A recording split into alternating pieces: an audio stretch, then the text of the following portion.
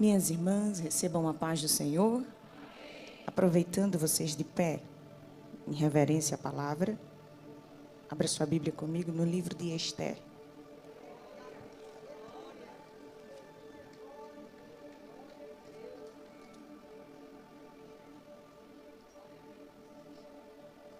Esther, capítulo de número 4.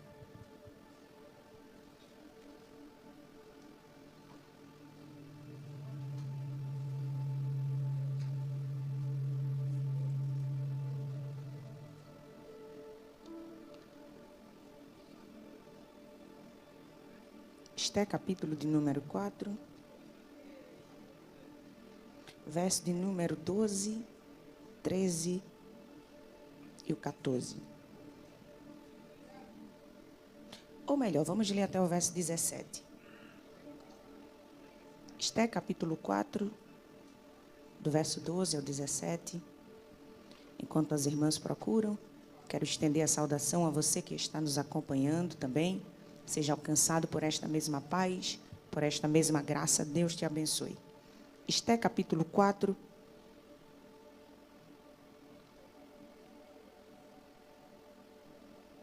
A partir do verso 12, se podemos ler, diga amém. Diz assim: E fizeram saber a Mardoqueu as palavras de Esther. Então disse Mardoqueu que tornassem a dizer a Esther: Não imagines em teu ânimo que escaparás na casa do rei, mais do que todos os outros judeus. Porque, se de todo te calares neste tempo, socorro e livramento de outra parte virá para os judeus. Mas tu e a casa de teu pai perecereis. E quem sabe, se para tal tempo como este, chegaste a este reino. Então disse Esther que tornassem a dizer a Mardoqueu: Vai e ajunta todos os judeus que se acharem em Susã, e jejuai por mim, e não comais nem bebais por 3 dias, nem de dia nem de noite. E eu e as minhas moças também assim jejuaremos, e assim irei ter com o rei, ainda que não é segundo a lei. E se perecer, pereci. Então Mardoqueu foi e fez conforme tudo quanto Esther lhe ordenou. Você diz amém por esta palavra? Pode se assentar, minhas irmãs, mas faça isso adorando ao Senhor. Queridas, antes de entrar no texto, eu quero externar minha gratidão a Deus pela vida de vocês, pela vida do pastor Vinícius, irmã Weidja. Acertei? Olha aí que coisa boa. Deus permaneça abençoando os servos do Senhor. É uma satisfação enorme poder estar aqui com as irmãs neste trabalho que certamente é um divisor de águas. Mulheres, nesta tarde, serão curadas por Deus para viver propósitos. Mulheres, nesta tarde, serão alcançadas por uma graça que você acredita que vai tirar a timidez, vai tirar a vergonha, vai tirar a limitação. Deus vai te abraçar com uma proporção tão grandiosa nesta tarde, que você não vai distinguir se está na terra, se está no céu.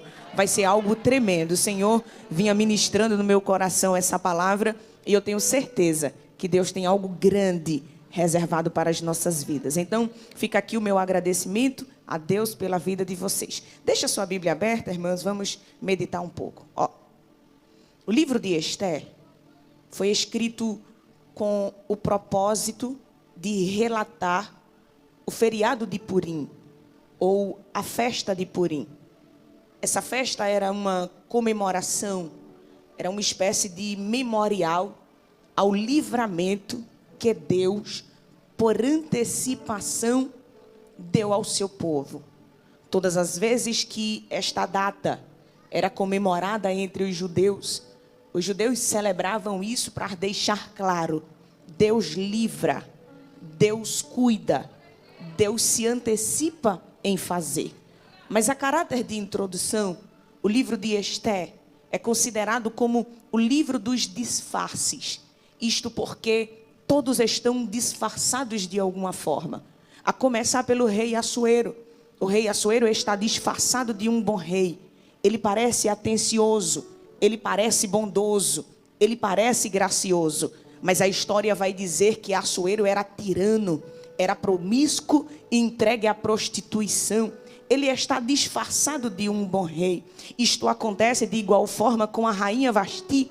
Ela parece ser uma boa rainha, mas se mostra insubmissa à ordem do seu rei, não entrando para se apresentar. Amã está disfarçado de um bom servo, mas de bom ele não tem nada. Amã, na verdade, é dissimulado, age nas escondidas e fica procurando oportunidade de criar forcas para o seu semelhante. Esther também está disfarçada. Por algum motivo, o seu nome, a sua essência não pode ser revelada. Em alguns momentos da história, ela é chamada de Esther. Em outros momentos, ela é chamada de Radassa. E não dá para a gente distinguir qual o nome oficial da moça. Mardoqueu também está usando um nome que provavelmente não é seu. Isto porque Mardoqueu faz menção a Marduk. E Marduk era um deus da Babilônia. Nenhum judeu da gema carregaria em seu nome qualquer tipo de menção a deuses pagãos. Então provavelmente ele está usando um nome que não é seu.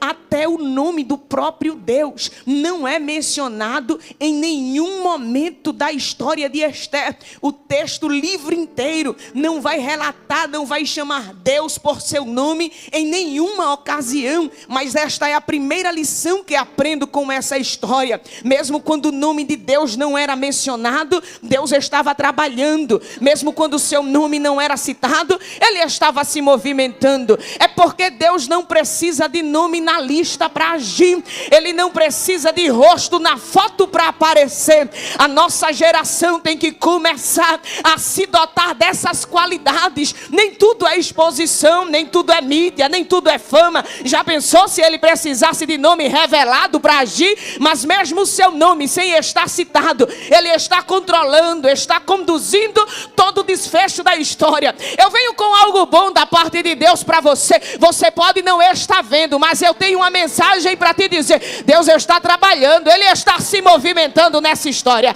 Às vezes você olha e diz: eu não estou vendo Deus, parece que tudo se fecha, parece que o céu é de bronze. Mas Deus te trouxe aqui para confortar a tua alma com esta palavra. Você pode não estar me vendo, mas eu estou trabalhando, eu estou cuidando de você, eu estou conduzindo essa história. Ele está cuidando de tudo. Oh glória. Olha isso. Na simplicidade dela, ela vai ser escolhida por Deus. E que bom estar falando para mulheres nesta tarde, porque Esther vai ser escolhida por Deus em sua simplicidade, em sua limitação, para ser um divisor de água.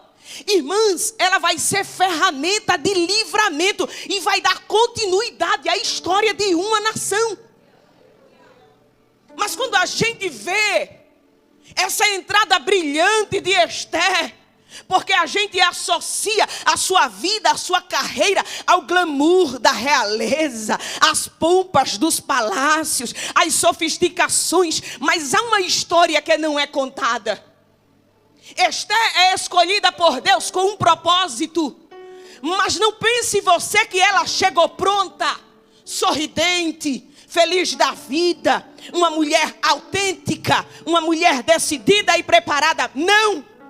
Esther entra na história como uma sequelada, ferida, traumática. Sabe qual é a realidade da moça? Ex-exilada. Viu seus pais morrerem dentro do cativeiro. Viu o trono do seu Deus ser profanado. Me diz como é que uma pessoa tem cabeça, tem mentalidade para aceitar projeto desta forma. Uma moça que não tem a oportunidade de ser educada pela sua mãe, de ser criada pela sua mãe, não tem a oportunidade de ser acompanhada pelo pai, mas é adotada por um tio que não dá a ela o suporte que ela necessita como mulher, como menina, nas descobertas da vida. Mas é assim que Esther vai se desenvolvendo, cheia de trauma, cheia de sequela, cheia de dores, cheias de problemas, com memórias de percas, com memórias de ressentimento. Mas é justamente sobre a vida desta mulher problemática, ferida, que o céu está apontando o cetro e está dizendo: eu vou tratar o que precisa ser tratado, eu vou curar o que precisa ser curado, eu vou restaurar o que precisa ser restaurado. Mas você não vai perder coroa por causa de trauma, você não vai perder coroa por causa de dores. Você acredita que é um novo tempo de Deus para a tua vida e para a tua história? Oh glória, eu estou sentindo graça da parte de Deus, porque eu estou vendo uma ação sobrenatural de Deus dentro da casa, e tem mulher que já está sendo curada. O trabalhar de Deus nesta tarde é de dentro para fora. Enquanto você está aqui, Ele está ministrando ao teu coração. O bálsamo de Gileade está escorrendo sobre a alma de alguém. Receba a cura na sua mente, receba a cura no seu corpo, receba a cura na sua alma. O céu está fazendo uma faxina na mente de alguém e está dizendo: é tempo de sorrir, é tempo de se alegrar. Espírito depressivo, eu te denuncio e te repreendo em nome de Jesus. Liberta a mente dessa mulher agora. Espírito de loucura, eu te denuncio e te repreendo em nome de Jesus. Sai. Essas mulheres estão sendo levantadas hoje como mulheres curadas para curar, como mulheres erguidas para erguer, como mulheres saradas para sarar. Esta palavra é para você, é para você. Olha isso, irmãs. Ela vai ser escolhida por Deus, apesar de tanto, apesar de tudo. Esther vai passar por alguns processos esses necessários na etapa de tratamento, no processo de cura. Ninguém nasce pronto, ninguém chega pronto, mas o céu é paciente, o céu é longânimo para te dar o tempo que é necessário para florescer. A história dela é pura graça. A história dela é a expressão do que Deus decide fazer. Fala sério, irmã. Uma exilada, sendo rainha de um povo que não é seu. Uma mulher traumatizada, recebendo roupa de seda no corpo, coroa real na cabeça. Você percebe que não é comum, não é natural. Você percebe que não encaixa, parece que tem algo que não fecha. Quando eu olho a história de Esther, a primeira conclusão que eu tenho é: não era para ser assim, era para ser diferente. Essa moça está inserida em uma realidade de percas, em uma realidade de morte. Mas você percebe que alguma coisa preserva ela com vida. Alguém que estava do lado se foi, alguém que estava do outro se foi, mas ela está saindo de cativeiro, está entrando dentro de fortaleza e está sendo reservada e preparada por Deus para viver algo extraordinário. Sabe de uma coisa? Eu não sei os caminhos que você percorreu, eu não sei os processos que você já passou na vida, mas será que você não entende que Deus tem te preservado com vida, com um propósito? Será que você não percebe que quem pensou que não ia, se foi? Quem pensou que não desviava, desviou. Mas te deram poucos dias de fé, mas o céu tem te sustentado até hoje. E sabe de uma coisa? Pode estar cansada, mas está viva. Pode estar oprimida, mas está viva. Pode não estar dormindo como queria, mas está viva. Pode estar suportando uma depressão, tomando remédio controlado, mas está viva. Eu quero te dizer que o céu está olhando para a tua história e está dizendo que para você parece perdido, para mim é processo de preparação para algo grande que eu vou te lançar. Pura graça. Sabe, irmãs, para ser sincera, ela não tem nada. Nada que a qualificasse. Depois que o concurso em Suzã é iniciado, Esther só tem a oportunidade de ser vista 6 meses depois. Ou seja, nos 6 primeiros meses de concurso, as que tinham mais chances foram apresentadas. As que tinham mais qualidade foram apresentadas. Mas como o rei não gostava de nenhuma, então ia se dando oportunidades para as menos favorecidas. Olha como eu gosto da Bíblia. Porque pode passar quantas pessoas forem na tua frente, mas se a porta for para você, ela só abre quando você chegar. Você recebe isso? Pode colocar quantas pessoas mais importantes tiver, mas se a vaga for para você, a porta só vai abrir quando você chegar.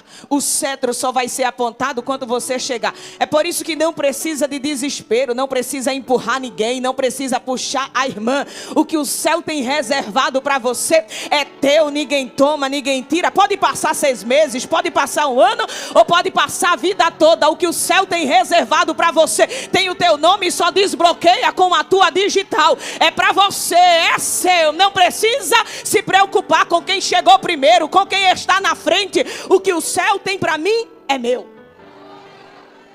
Foram passando as moças, mas a graça estava envolvendo ela. E todo mundo que olhava para Esther enxergava ela com graça. Hegai, o eunuco do rei, olha para ela e vê ela com graça. Ela recebe 7 moças para auxiliar, e as 7 moças olham para ela com graça. Ela chega na portaria do palácio, o povo olha para ela com graça. Ela entra na câmara do rei, o rei olha para ela com graça.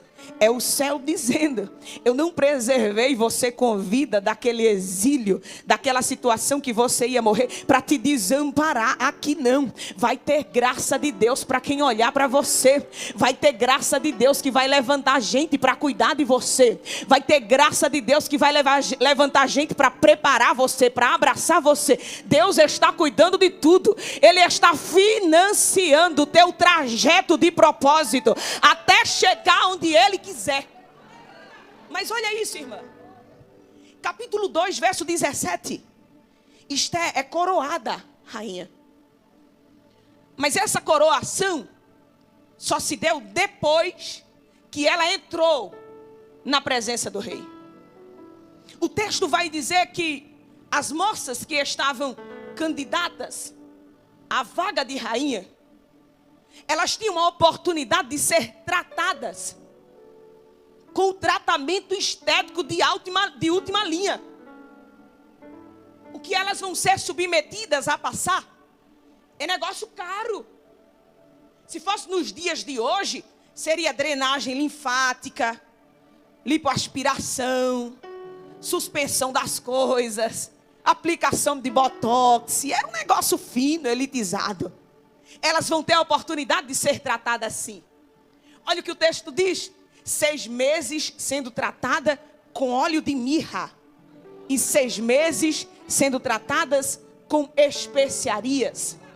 Mas todo esse investimento, toda esta performance que é dada a elas, tem o propósito, escute isso, de tirar a característica natural que ela tinha.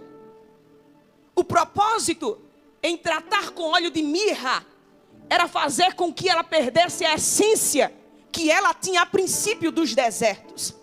Há uma grande projeção de Deus para a vida dela. Por quê? O seu nome de origem é Radassa. E Radassa traduzido é murta. E murta era uma planta que crescia no deserto, crescia no chão. Os botânicos dizem que era uma planta de ramificação e que tinha um potencial de crescimento de até 10 metros. Mas só crescia para cima se tivesse uma estrutura. Então o crescimento da murta era condicional a alguém que a sustentasse, que lhe desse suporte para crescer para cima. Se não tivesse suporte, crescia, mas não tinha destaque. Crescia, mas não tinha proporção, porque se estendia pelo chão. E o que está sempre no chão nunca é valorizado, nunca é visto. Essa é a história de Esther. Ela é Radassa. ela é murta. Ela é uma planta que foi encontrada no chão. Ela é uma planta que foi encontrada na lama. Mas olha a projeção que o céu está dando para a vida dela.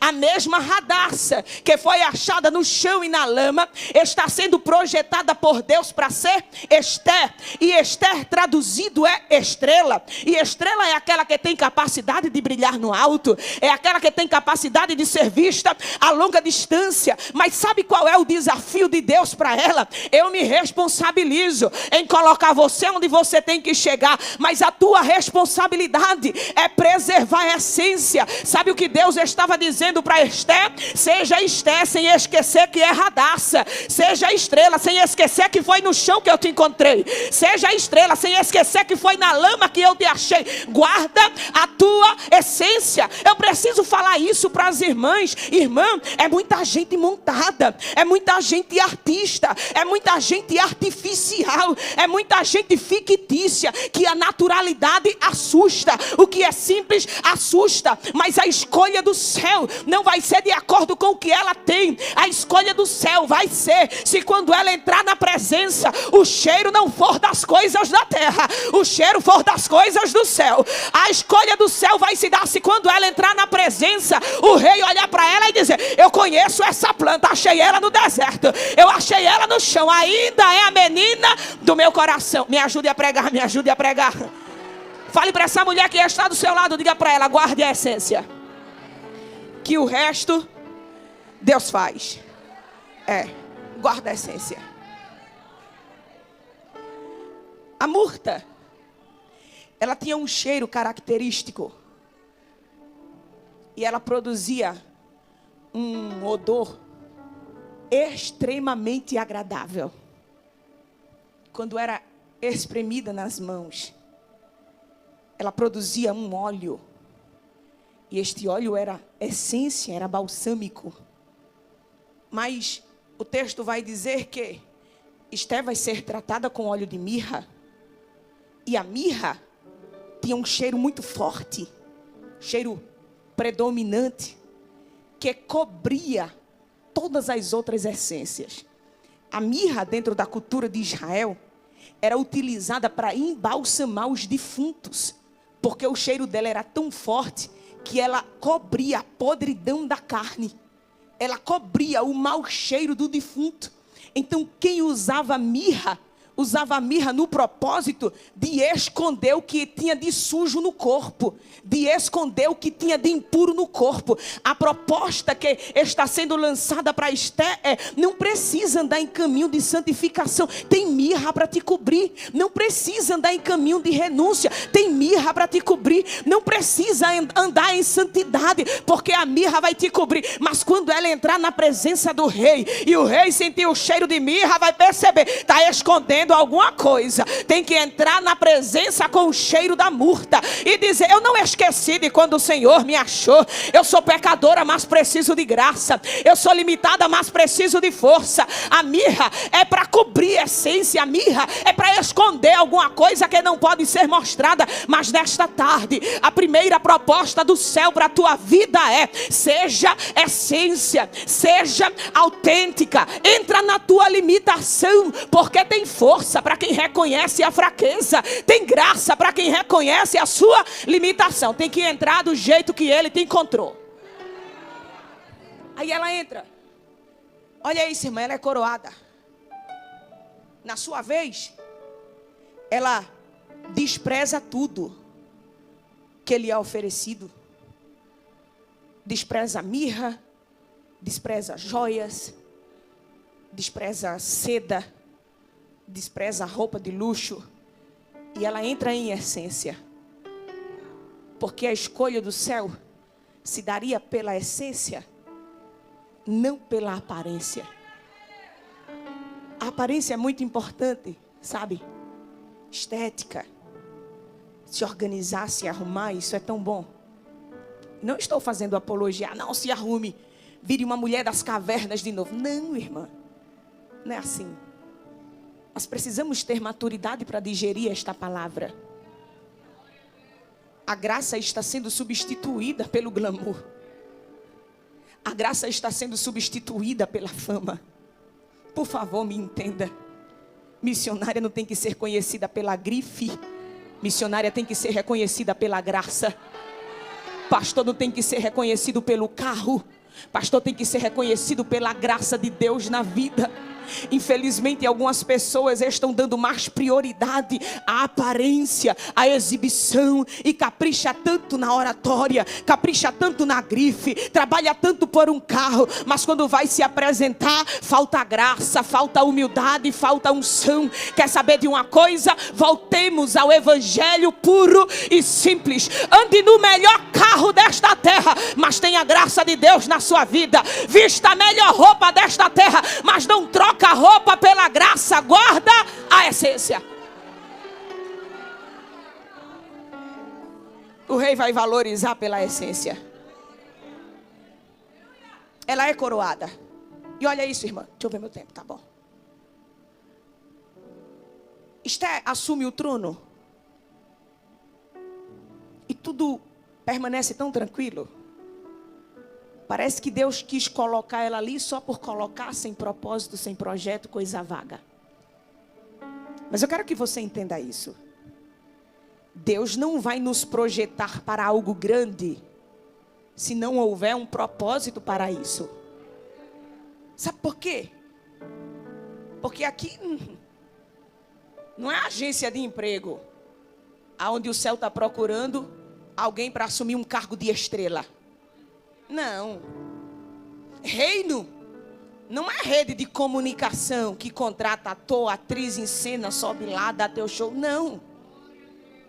O reino trabalha com propósitos.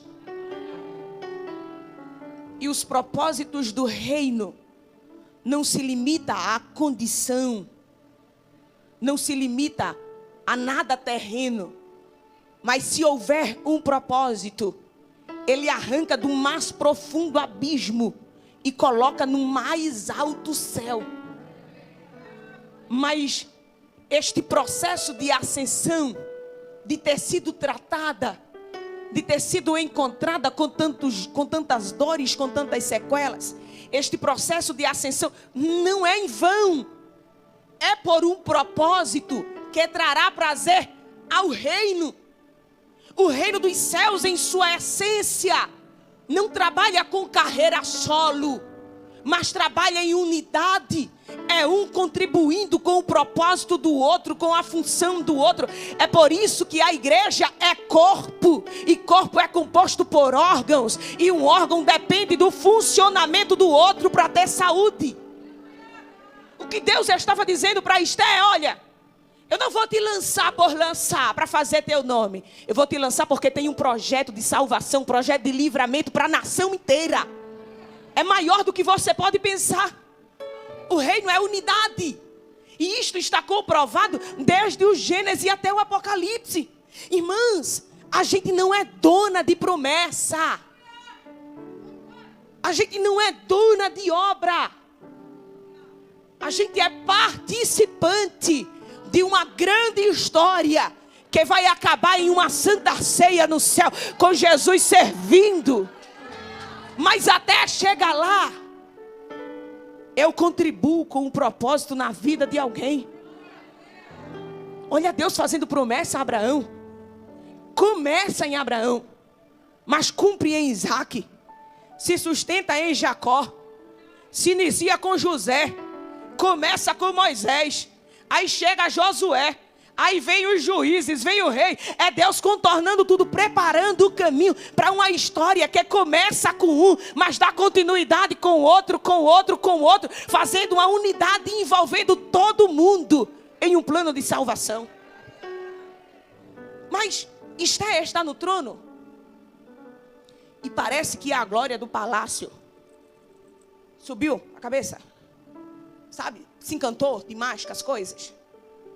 E Mardoqueu descobre a conspiração, e ele manda mensagem para Esté: olha, Esté, está sabendo que tem um edito, que o edito foi traduzido em 120 idiomas, e uma cópia foi enviada para cada província? Todos os judeus vão morrer. Ele manda mensagem para ela. Mas quando Esté sabe disso, ela está no trono. Sabe o que é que ela diz? Ela diz assim: ó, Mardoqueu, não é assim que funciona não, meu amigo. Aqui dentro do palácio tem gerência. Aqui dentro do palácio tem departamento. Não é assim chegar e entrar na presença do rei, não. Tem um protocolo que rege. Tem uma ordem que tem que ser cumprida. Quem entrar na presença do rei sem ser chamado, morre. O que ela estava dizendo era: eu que não vou entrar para morrer. Eu que não vou colocar minha cara a tapa. Tem um protocolo, tem que esperar. Esther disse: é 30 dias para ver se ele chama. Mas o plano de Amã tinha 13 dias para acontecer. Não ia dar tempo de esperar o rei chamar. Aí Mardoqueu,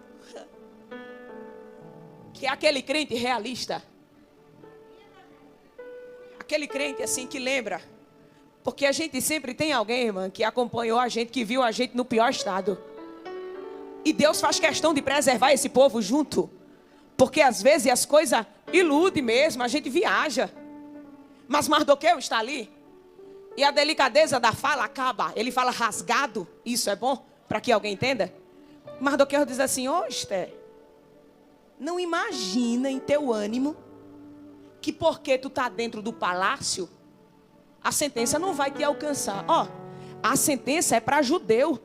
Quer ele esteja na fortaleza, quer esteja no trono, quer esteja no campo, quer esteja no vale. Se for judeu, está incluído dentro do projeto de morte. O que ele estava dizendo era: a realeza, o teu lugar alto, não vai te privar de uma sentença. Sabe por quê? Porque o lugar não anula a essência. O lugar não anula a identidade. Se é judeu e está no trono, morre também. Aí ela acorda.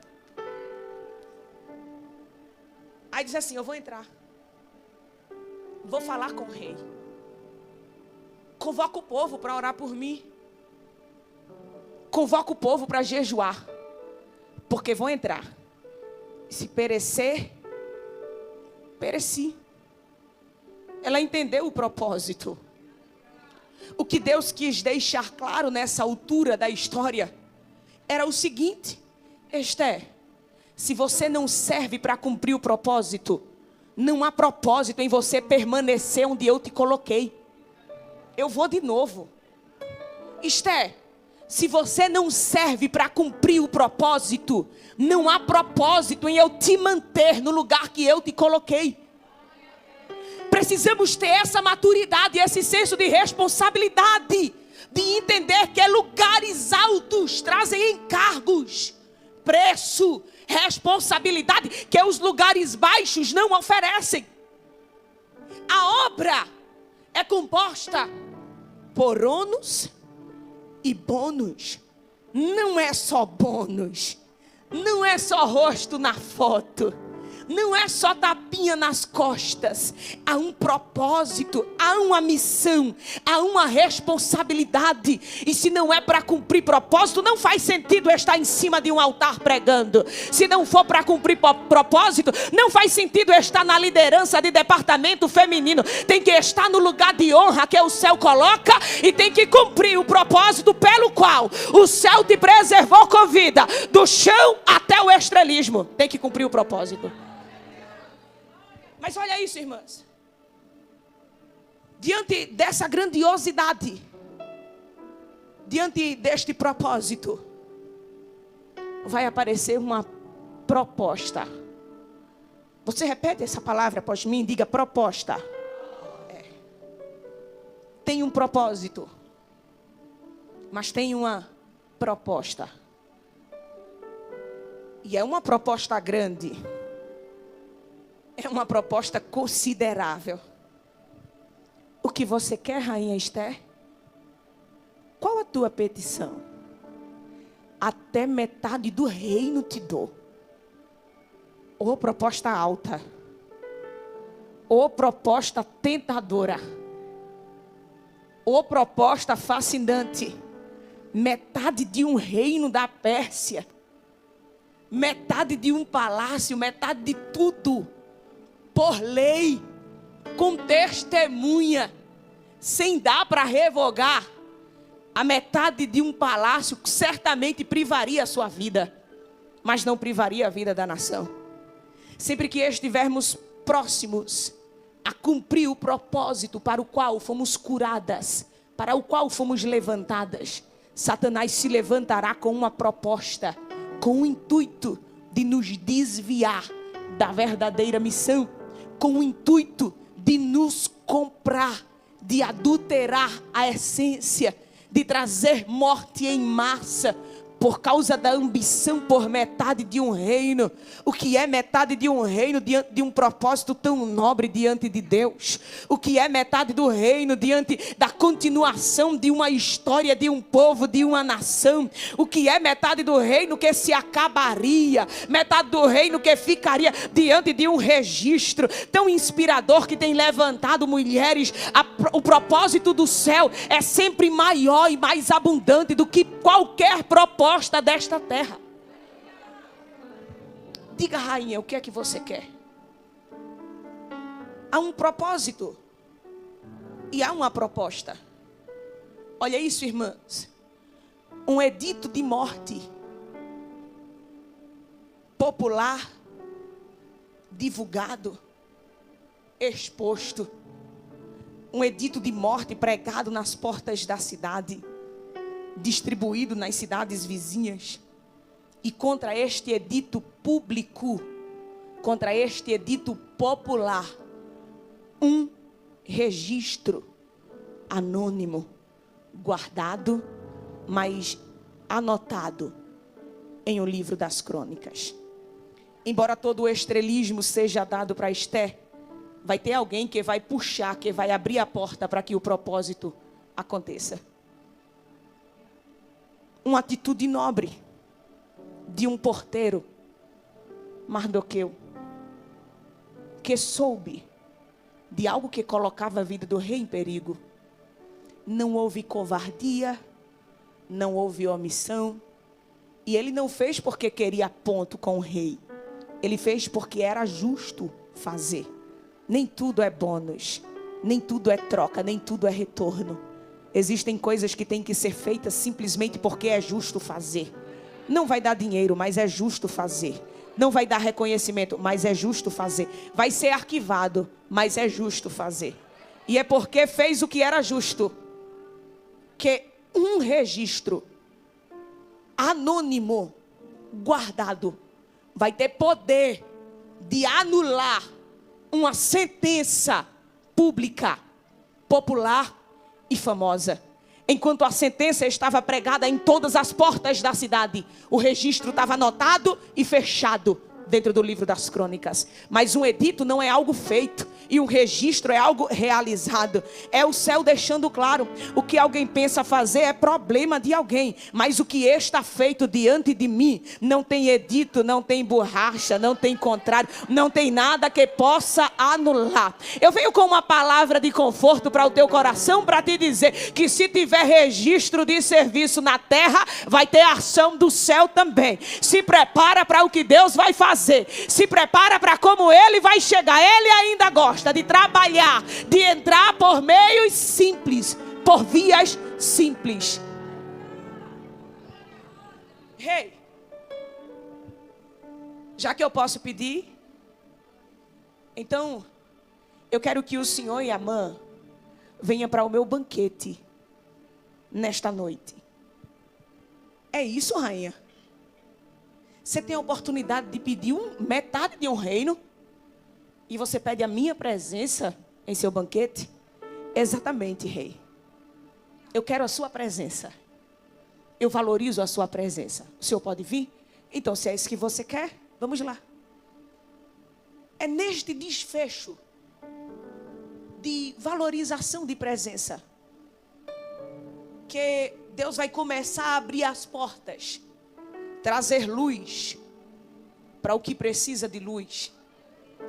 E esta luz alcança o livro das crônicas para trazer à tona um registro, um ato feito. E esta mesma luz traz claridade para a vida de alguém que anda em trevas, para a vida de alguém que anda no caminho da dissimulação, da mentira. Sabe de uma coisa?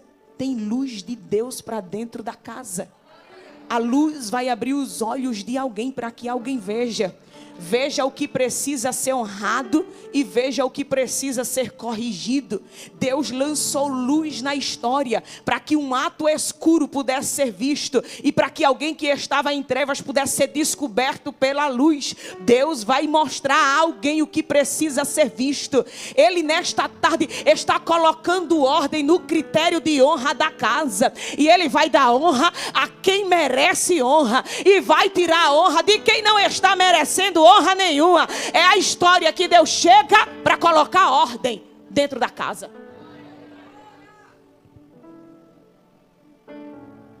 Uma noite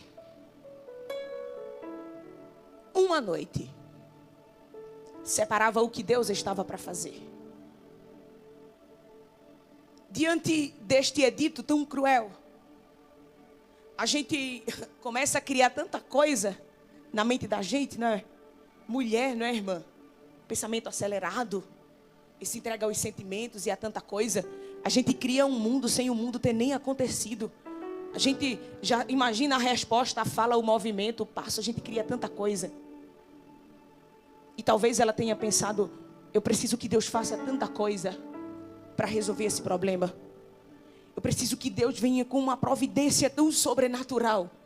Porque o edito já correu pelas cidades, e como é que vai revogar, como é que vai recolher, e como é que vai ficar a palavra do rei? O que foi entregado está selado com um anel, não tem como anular. Eu preciso que o céu abra, eu preciso que anjos desçam, eu preciso que um valente venha, eu preciso de algo terrível, algo estrondoso, algo que todo mundo veja. Talvez Esté, talvez você esteja pensando que precisa de tanta coisa. Deus olha para a mesma condição e diz assim: para resolver isso, eu só preciso de uma insônia.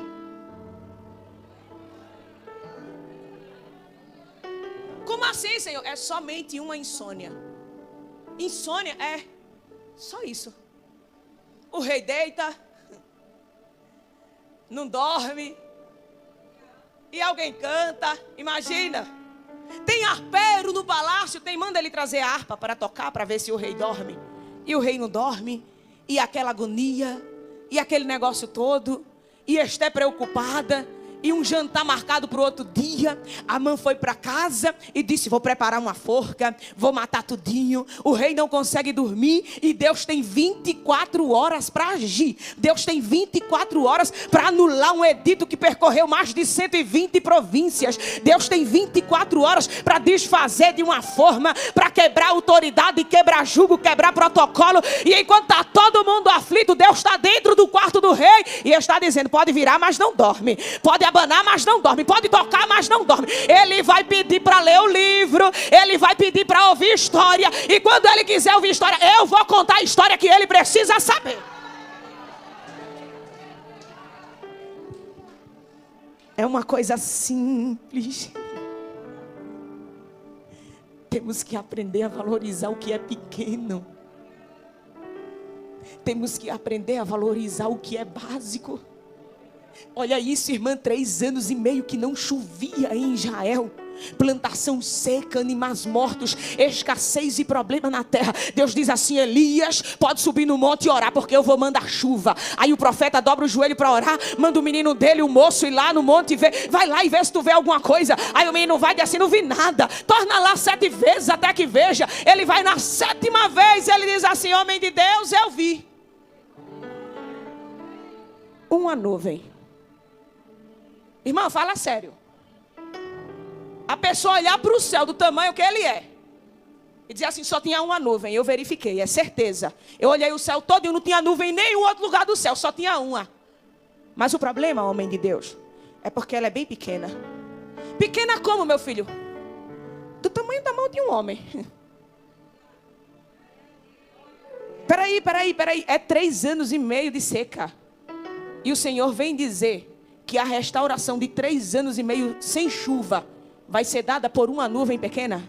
Faz o seguinte, corre na frente de Acabe e diz a ele, corra logo, meu filho, para chegar no palácio, porque Deus vai mandar chuva. Antes que o rei chegasse no palácio, teve chuva que regou as plantações, teve chuva que encheu os ribeiros, teve chuva que encheu as reservas de água da terra, porque Deus não precisa de coisa grande para agir, Deus não precisa de grandes ações para agir, mas uma ação pequena é suficiente para que Ele revele a grandeza dele na terra. Não precisa ter muito, só precisa ter disposição de colocar na mão de Deus tudo que se tem. O rei vira, tenta, insiste, mas não dorme. E na insônia, Deus estava trabalhando. O rei diz, cadê o livro da memória das crônicas? Está aqui. Leiam alguma coisa para mim. Irmã, entenda isso. Do dia que Mardoqueu foi ferramenta de livramento, até o dia que se leu o ato, os estudiosos dizem que passaram aproximadamente 5 anos. Todas as ações do rei eram colocadas no livro das crônicas.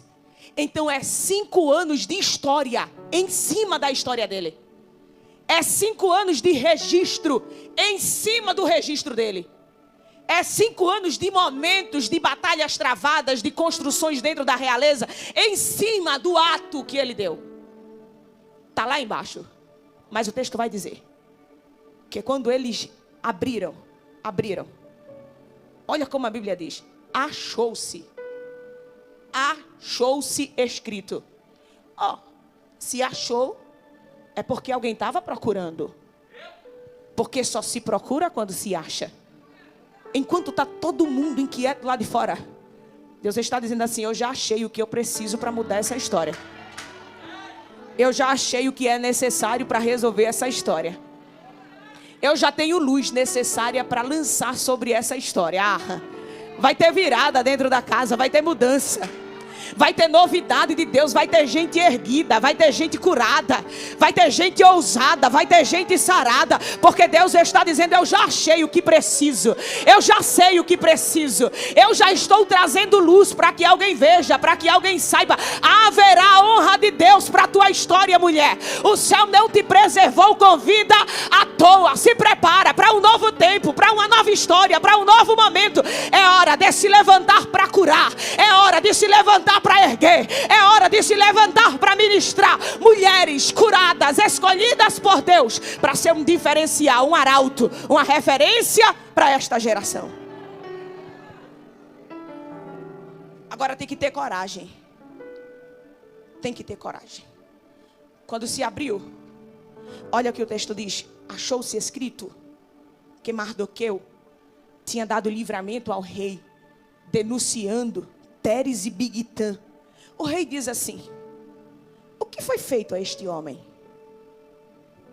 Que honra se lhe deu? Alguém olhou e disse assim, rei, nada lhe foi feito.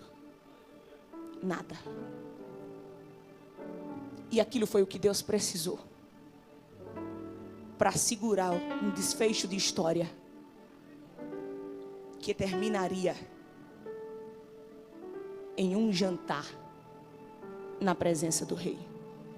A denúncia do que é correto trouxe quebra de edito para dentro da casa. O registro foi anotado porque foi denunciado. Amã vai ser descoberto porque a rainha vai cumprir o propósito e vai dizer, rei, Amã de bom não tem nada. Ele é mau. Ele é perverso. Sabe o que é que Amã simboliza? Um sistema.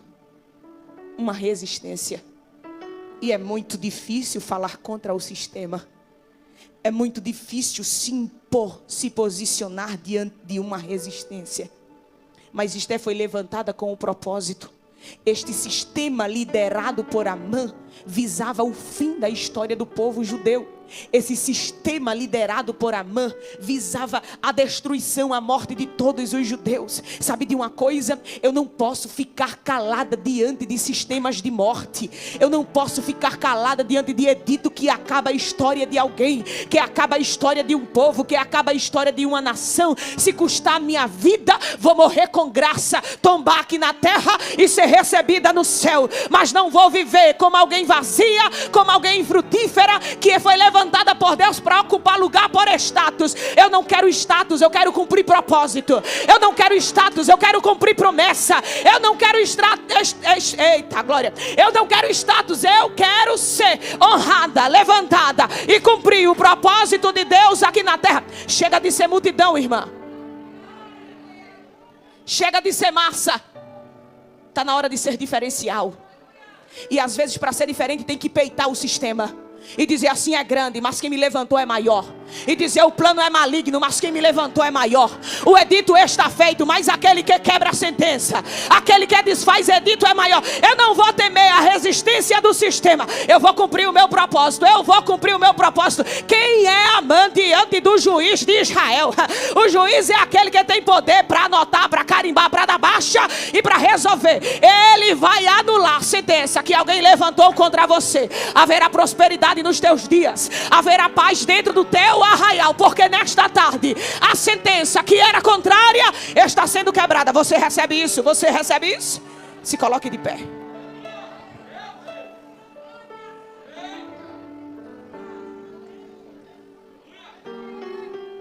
Escute isso, meu irmão.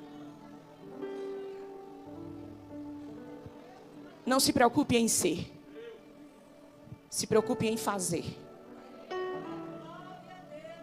Você pegou isso? Não se preocupe em ser, se preocupe em fazer. Tem gente que é tanto e não faz nada. É tanta coisa, mas não faz nada, só é. Mas tem gente que não é nada, mas faz tanta coisa que tu nem imagina. O nosso reconhecimento não se dá aqui na terra.